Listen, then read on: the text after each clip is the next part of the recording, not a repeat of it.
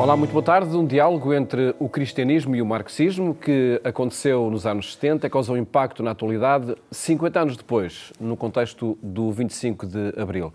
Um tema para falarmos daqui a pouco, depois de destacarmos geografias onde persiste a perseguição por motivos religiosos.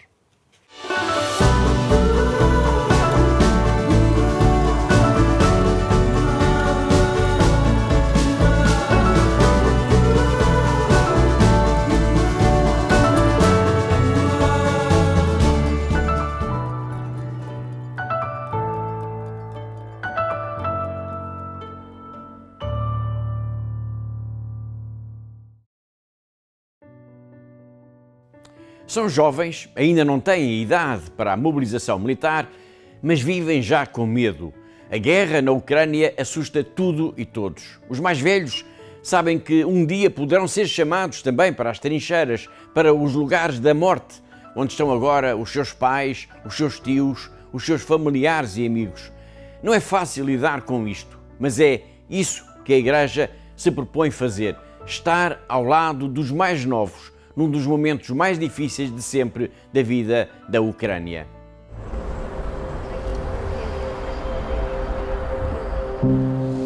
W większości w każdej rodzinie jest ktoś, kto walczy na wojnie. Nawet są ludzie, którzy zginęli na tej wojnie. Ta ich młodość niestety przebiega w takich warunkach. Dzieci przeżywają strach. Czasami potrafią go nazwać, czasami nie. Pamiętam taką sytuację, była msza święta, wszyscy usłyszeliśmy, że zaczyna się alarm i dziewczynka odwraca się do mnie z przerażeniem, co dalej. I trzeba sobie poradzić w tej sytuacji. Traumę tego, co przyniosła wojna, zdecydowanie łatwiej jest przeżyć z Bogiem. On jest ostoją, On jest oparciem, On jest tym, który daje nadzieję. Duszpasterstwo młodzieży to praca na przyszłość. To jest czas bycia z nimi, dla nich. Często mają trudne pytania. Oni od razu odczują, czy ktoś jest fałszywy, czy ktoś jest taki do nich otwarty. To Słowo Boże niesie pocieszenie, nadzieję, nie? A bez nadziei, to można szybko się poddać i załamać. Dzieci same mówią o tym, że dorośleją. Nastąpiło też takie otwarcie na drugiego człowieka, na to, że ktoś obok mnie potrzebuje pomocy. Takie zadaniem duszpasterstwa młodzieży jest, żeby uświadomić tę młodzieży, że Kościół to nie ktoś tam inny, że nie ksiądz, nie papież, nie zakonnica, że to oni Kościół. Za chwilę te młodzież staną dorosłymi. Nie możemy ich zostawić samych na samych.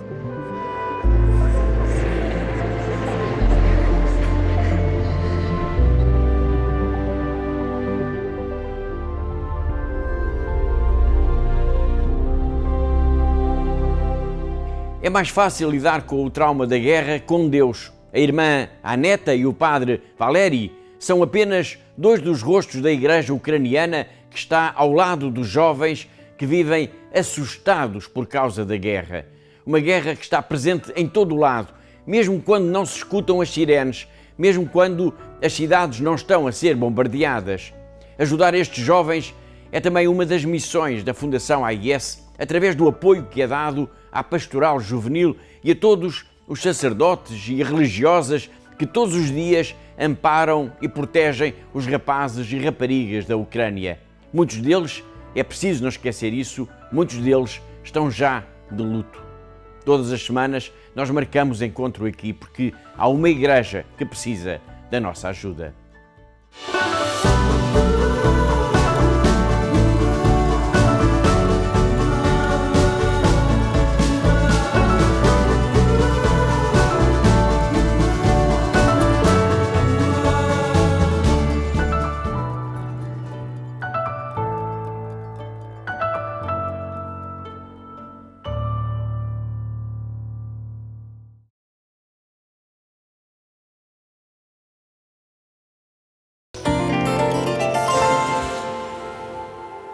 Nos anos 70, o padre João Rosina Rodrigues e Mário Sotomayor Cardia colocaram em diálogo ideias do cristianismo e do marxismo em torno dos direitos humanos. Um debate que foi agora publicado numa obra coordenada pelo José Pedro Castanheira, que está hoje connosco, e cumprimento, muito boa tarde. Obrigado por estar no programa Eclésia. E começava por lhe perguntar, e porque na apresentação assim é dito, não é, que este livro começou com o Covid, ou por causa do Covid. O que é que aconteceu de facto para resgatar este diálogo? Olha, eu e você e todos os portugueses, durante os primeiros semanas, se não meses do Covid, ficámos confinados obrigatoriamente em casa, porque na altura não sabia que raio de vírus, que raio de pandemia que era aquela, e portanto assim aconteceu. Fiquei em casa nas primeiras semanas completamente agarrado aos mídias, com todos os sentidos virados para aquilo que acontecia no mundo e em Portugal, e no nosso bairro, e na nossa rua, e no nosso prédio. Mas depois comecei a deitar contas à vida. Nós vamos ficar aqui não sei quanto tempo de portas fechadas. Eu saí todos os dias, dava a volta ao quarteirão, enfim, com máscara, e achei que devia fazer algum exercício e tomar ar puro, não é? Em casa, achei que devia tentar organizar o meu arquivo profissional. Finalmente, não é? É verdade, que se ia acumulando contra a opinião da minha mulher e das pessoas que lá iam a casa. Opa, tens que dar... Já estava reformado,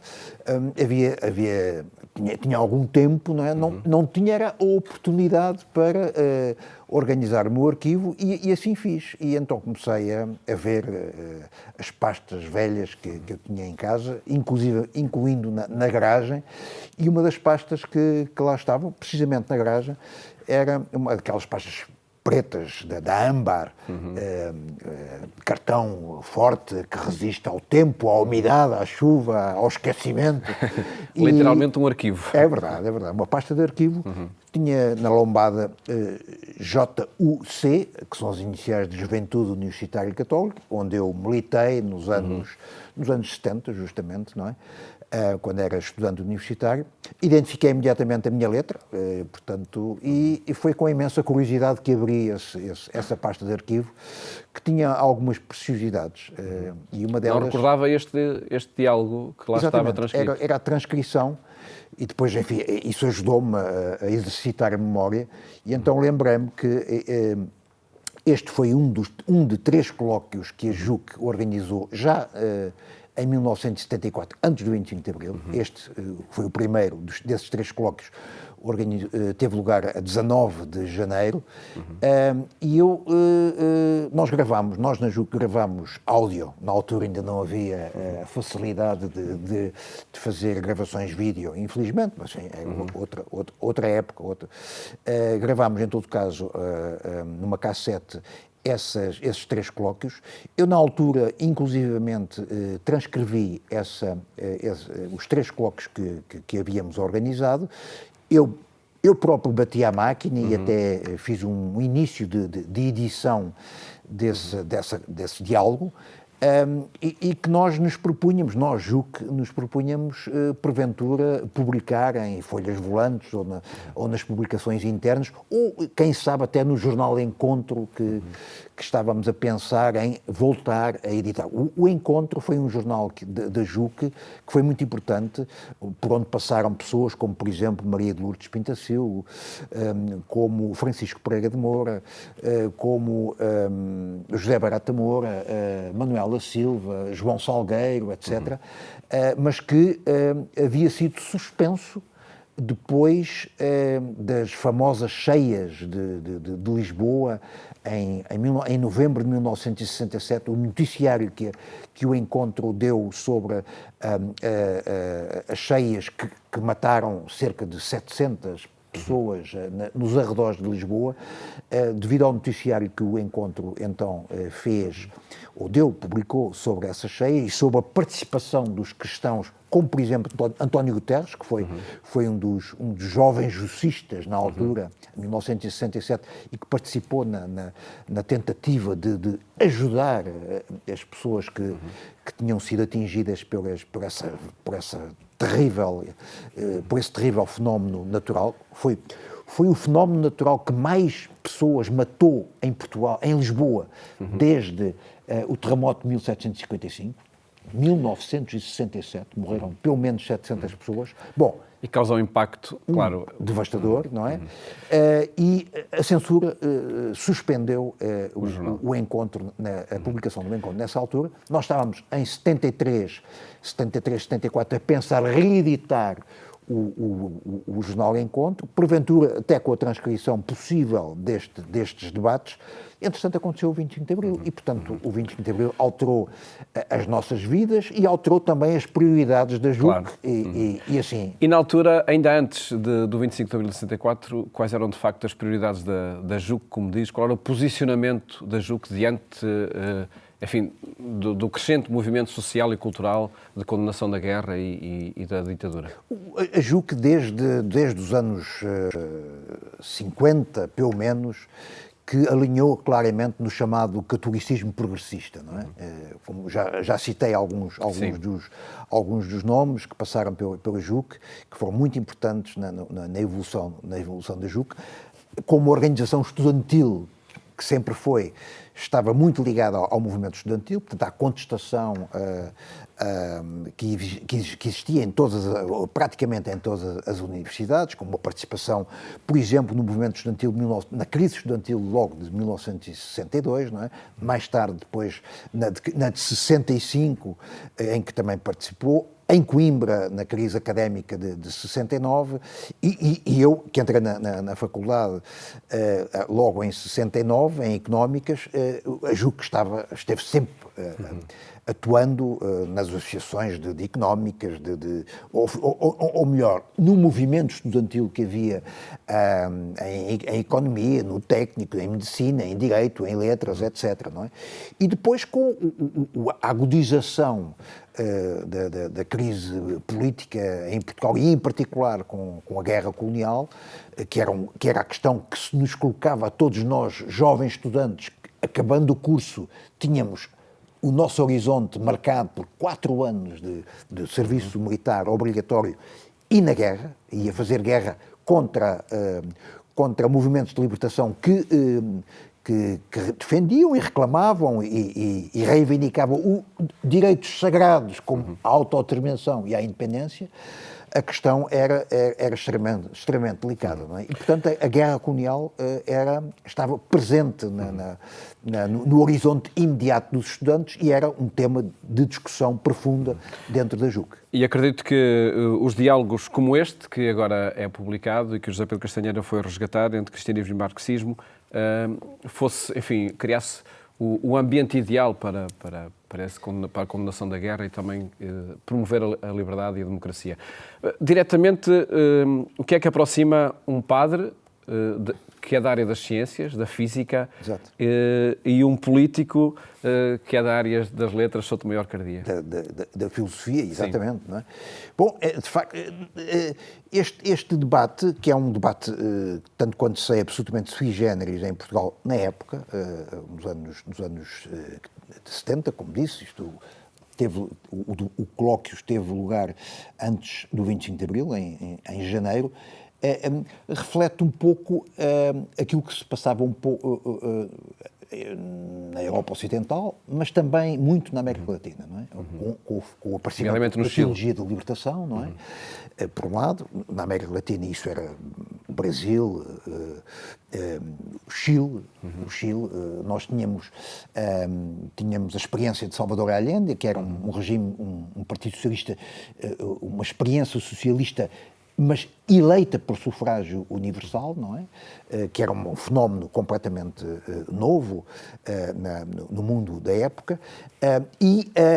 Na Europa havia o grande debate sobre a participação dos cristãos, e em particular dos católicos, em movimentos, em partidos socialistas e até comunistas, não é? E, portanto, isso colocou claramente a questão na ordem do dia do diálogo entre os cristãos e os católicos e os marxistas, ou melhor, portanto, entre os cristãos e os socialistas. E a questão que se colocava seria razoável, legítimo, normal, aos cristãos militarem e participarem ativamente em partidos marxistas, socialistas. O Partido Socialista Português tinha sido acabado de fundar, não é? E já com uma grande atenção aos católicos, não? Não nos podemos esquecer que figuras como, por exemplo, António Guterres veriam, e antes, e também Manuel Serra e José Leitão, etc., a participarem como alguns como fundadores e outros como aderentes da primeira hora no Partido Socialista, mas esse debate estava em pleno em França, por exemplo, com a criação da Frente Comum de Esquerdas. Em Itália isso era patente, não é? Muito marcado por documentos que estavam muito vivos, como, por um lado, a Declaração Universal dos Direitos Humanos, aprovada pelas Nações Unidas. 25 anos, estavam-se a celebrar esses 25 anos, e depois a encíclica do Papa João XXIII, a Pacem in Terris, que se celebrava, passavam então os 10 anos desse documento. E, portanto, é neste caldo de cultura e de discussão teológica, de discussão política, etc., que aparece este colóquio, juntando figuras tão diferentes como o Padre Rosina Rodrigues e o Mário Souto Maior Cardia. 50 anos depois, na Capela do Rato, juntaram-se outras duas figuras, Dom Manuel Clemente e Francisco Louçã, para de alguma forma recriar este diálogo entre cristianismo e marxismo. Antes de uma última pergunta ao José Pedro Castelheira sobre este livro, vamos ver essa reportagem da apresentação do livro na Capela do Rato. 50 anos depois, recriou-se o debate entre cristianismo e marxismo.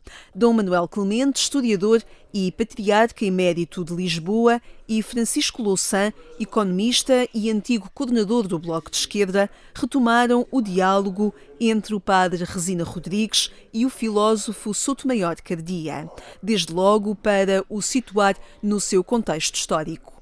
Quando nós andávamos na universidade, quer na Faculdade de Letras, quer depois na Faculdade de Teologia, esta conversa era muito recorrente, porque naquela altura era efetivamente muito importante. E daí que nós procurássemos saber o que era um, o que era o outro, e as coisas não se alteraram muito a partir daí quanto às ideias, não é? Agora, quanto à evolução histórica e à concretização dos marxismos aqui e lá, a sua principal concretização era na União Soviética, mas isso também acabou, e o que diz respeito ao cristianismo, esse é o mesmo. Mas também naqueles anos 60 foi o Vaticano II, foi a compreensão da Igreja Mundo como vem na Gaudium et Spes, e portanto tudo isto dava umas outras aberturas e umas possibilidades de diálogo que realmente aconteceram. São duas leituras diferentes sobre um acontecimento histórico que tem 50 anos e que tem uma localização precisa na história. Nós podemos olhar para este debate entre o padre João Resina Rodrigues e Sotomayor Cardia numa perspectiva histórica, e ele tem um interesse grande como documento histórico. Estava-se nas vésperas do 25 de Abril, o Amílcar Cabral seria morto no dia a seguir à realização deste encontro. A guerra colonial marcava muito a reflexão de cristãos e de marxistas, e em geral da esquerda portuguesa e dos democratas, e portanto há uma perspectiva histórica sobre as palavras que eram ditas e que eram sugeridas naquele contexto. O contexto, 50 anos depois, é diferente, num mundo com mais possibilidade de diálogo. Naquela altura talvez tivesse feito demais entre ideologias muito sólidas que davam depois aso a regimes também muito sólidos, de um lado e do outro. Hoje as coisas não estão assim. Depois dos anos 70, 80, com tudo aquilo que a pós-modernidade trouxe, relativizou muito essas afirmações e, portanto, é um mundo muito diferente do que era na altura. As sociedades de hoje são tão múltiplas como eram então, só que, porventura, temos mais acesso à informação. Por exemplo, há um debate interessante hoje em dia entre cristãos e marxistas, organizado sob a égide do Papa Francisco, que aliás com o cardeal Tolentino de Mendonça como uma das figuras proeminentes. Ainda há poucas semanas se encontraram os protagonistas desse debate dos dois lados, que têm organizado muitas conferências e atividades em comum, encontraram-se com o Papa, e foi um sinal importante desse diálogo que prossegue sempre com as particularidades que existem em cada momento. A questão dos direitos humanos motivou o debate há 50 anos, num contexto de guerra que persiste hoje e coloca no tema da paz um motivo comum para prosseguir este e muitos outros debates. Um diálogo que aconteceu em torno da apresentação deste debate nos anos 70. José Pedro Castanheira, os direitos humanos são um mote para os diálogos que aqui acontecem, mas os diálogos, e enfim, para uma resposta tão breve quanto possível, os diálogos vão muito para além dos direitos humanos e apontava para a relação, para este tema do cuidado da relação, onde o padre Rosina Rodrigues diz que a Igreja, mais do que uma doutrina, é sobretudo uma caminhada, é promover essas relações humanas, e Sotomayor Cardia também aponta, ao falar da produção, aponta como o valor que a relação pode ter para a transformar. Pois, a relação que não se coloca apenas na relação teórica ou ideológica ou filosófica, para mim, ainda por cima como sou jornalista, tem muito a ver com a relação entre os homens, não é? Com as suas diferenças, com a necessidade de convivermos todos em conjunto, que coloca, evidentemente, os valores da tolerância, do pluralismo. E esse era o ponto também destes intervenientes. Exatamente. Isto, digamos, foi a prova que a JUC quis relevar e demonstrar que é perfeitamente possível cidadãos, pessoas de crenças, de pensamentos, de mentalidades, de opções tão diferentes como entre cristãos e marxistas, conversarem, dialogarem e muitas vezes chegarem a acordo entre si e trabalharem em conjunto em prol dos direitos humanos. E isso foi patente nesse debate e hoje em dia, se calhar, ainda é mais atual a necessidade dessa relação de convívio, de tolerância e de pluralismo. Mais um motivo, de facto, para ler este diálogo e trazê-lo para os dias de hoje. José Pedro Castanheira, muito obrigado por ter estado aqui no programa Eclésia, onde quisemos, de facto, destacar esta publicação da Universidade Católica Portuguesa Editora, que traz a público este diálogo entre o padre João Rosina Rodrigues e o filósofo Sotomayor Cardia. A terminar, recordo que pode acompanhar no portal da Agência Eclésia a informação que atualizamos a cada momento. Votos de uma ótima tarde e até amanhã, se Deus quiser.